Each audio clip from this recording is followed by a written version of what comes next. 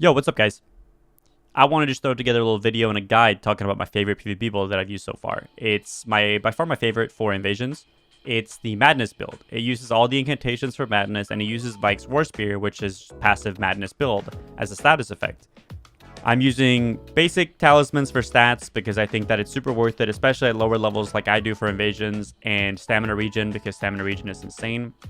For this weapon, I like some poise too, so I got the increased equip load talisman to put me to 57 poise. I also run the buckler with gold parry. So gold parry, it just extends the range of your parry, but takes some mana every time you use it. If you have no mana, it's just a normal parry.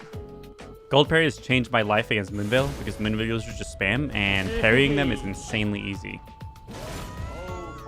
So the spear is really good at roll catching and just chasing people that are trying to run away from you.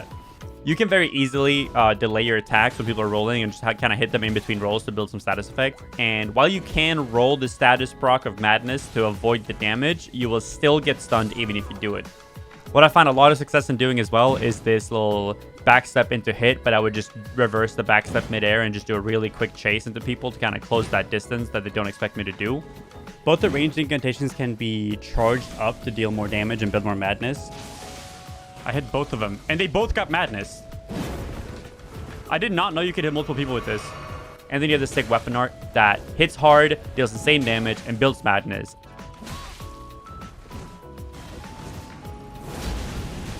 Pairing with this weapon is great. It's got low crit damage, but you can actually proc Madness damage off of a parry. So this means you parry someone, you hit them one or twice before, your riposte will proc the Madness, so you'll deal riposte damage on top of the Madness proc damage.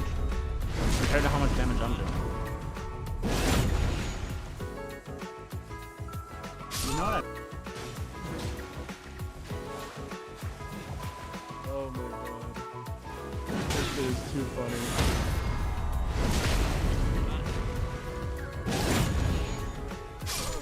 Sorry, buddy. He's got about 800 health. All right, let's get you the build. It's pretty straightforward. Let's start with one of the incantations. You're gonna go right here on the map, south of first step on this grace. You're going to head west and just run up this hill. And you kind of want to hug right, spiraling to the top. You'll see all the villages and the houses and the churches. The church you're looking for is filled with rats. You can get the sacred tier, and you'll see on the side is where you get the incantation. Next up, you go over here on the map. This is right of the Grand Lift or whatever. You're just gonna head upwards. You're gonna see the Big Eye of Sauron, the tower doing the Madness flame. You have to hide from LOS. You can't just turn around, but you can just keep running, take breaks in between. It'll deal a little bit of damage over time, and when the meter reaches max, you'll get stunned and take more damage. This character unironically has 99 vigor because I just popped all my souls from level 20 and hit 99 or 100 or something. I just put it all into vigor when I was just running and getting these items. You can run past here and get this grace. I recommend it in case you die to the invader. And you'll see when you get dismounted running towards this church here is when the invader comes. You can run past him to get inside the church to get out of line of sight of that big fireball. And there's a grace inside that you can pop, so in case you die, you'll just spawn right here. This is the invader you have to kill to get the spear. This character was doing the Fire's Deadly Sin glitch, but I was doing sleep. I wasn't doing blight. I was doing sleep. I was just putting hosts and players to sleep over and over to grief them, and then I would usually let them kill me. But it worked with Blood Flame, so I just used that to kill the NPC. I just sat on them with my 2,700 HP, Morgott Rune, 99 Vigor, and just wait for him to die. He's really easy to kill. Though he does do incantations, you can just jump heavy, interrupt them. Unless you do this one. This is an incantation that I haven't tried for the build. I might consider doing it, but it seems kind of difficult. That one that he used right there is just an AoE around you that builds Madness. All right, now you have the spear. Next up is going to the church. You're going to head south. It's really close. It's just a little scary. Begin to kill. I'm going to mark it on the map for you. I'll show you exactly where it is. It's right below this drop down here. If you don't have the map, you kind of just follow my movement. I'll show you the full run. It's a little scarab next to a bunch of rats. You kill this. This is where the burst is. So now you have the flame, which is just the heavy spread AoE flame. This is the laser thing that you can charge up. This one is the best for Madness buildup.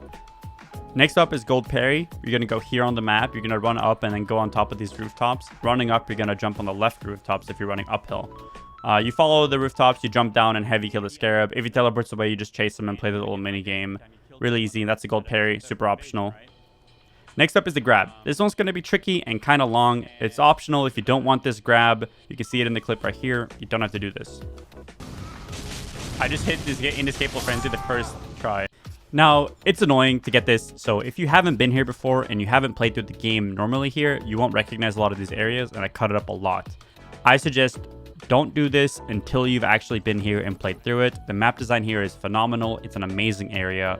Don't ruin it for yourself by just rushing through it for one specific ability. The build is more than strong without this. This is super optional. If you want to try to keep along, go ahead. Good luck. It's messy. It's dark. I don't have a lantern.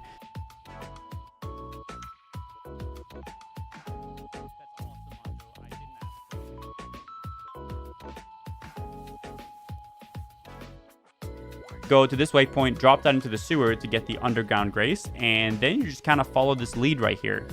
All right, so from this grate, you're going to want to head out left and drop down this sewer grate. This is also where you do part of the Dung Eater quest. You just won't head directly the same direction I'm heading. You'll go a little bit different. You're going to drop down here, go opposite of the dead end, obviously, and instead of running down the hall, you're going to enter the pipe on the right. Now, make sure you run on the sides so you don't fall down any of the holes. You're just going to run through the tunnels until you see this ladder area. Roll through this God Jumper, the guy. That's an incantation you can use for PvP, by the way, jumping on people with your ass. You just climb up the ladder. You're going to open two doors here. You're going to open the doors right in front of you. This opens your door to the next area. It's not a shortcut. And after it's open, you're going to head back and open the gate. Now, this is a shortcut in case you die running through here. It just opens up the gate. The grace is on the other side of this down the hall. Going to go back to the stairs area and drop down on the left side. Now in the next room, you're not going down the hall. You're dropping right down, going through these doors, and then you're just going to keep exploring through the pipes until you find this big ladder room. You can run past the mob and climb up. If you get unlucky, he can knock you off. But once you're at the top, run through this doorway to open yet another shortcut. From the shortcut, explore the room and where you can go. You'll find this pipe with the hole on top. Drop down into this and follow this rat. When you're in the pipe here, go away from the doorway and follow this rat, and the rat will bring you to a hole in the floor. Drop down that hole. There's a second hole you don't want to drop down. If you do, you'll end up in the wrong area. When you drop down the hole, just explore the pipes until you find this ladder that goes down, and from there, you're going to find an elevator. You take the elevator down to the bottom. Here you have a grace that will lead to a boss fight. You need to also have killed Morgoth to progress past the boss fight. Get that grace, and then you got a boss fight you have to kill for the next area. I summoned someone to carry me because he's a low-level character. Well, I'm 99 vigor, but I have 0 stats and anything else. I deal no damage. You kill this boss, you get this grace, and after that, you open the chest, and you hit the tables or altar, whatever it is behind the chest, and explore this area. Now, this area is pretty annoying. I'm not gonna lie, the platforming here is pretty messed up. I mean, you can hear it in the clip right here. All right, VOD friends, skip ahead 20 minutes because I'm going to die falling down here over and over. Probably. I missed. I'm about to fall down and die. Take me away. I totally didn't fall and die here. Anyway, you're going to go all the way down, and when you're at the bottom, that's when you get the inescapable frenzy, all the way down.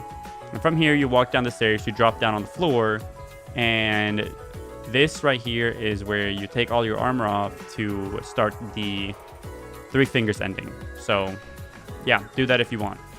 I hope you guys enjoy the build. I hope you guys own on PvP, and I hope you guys enjoy the video.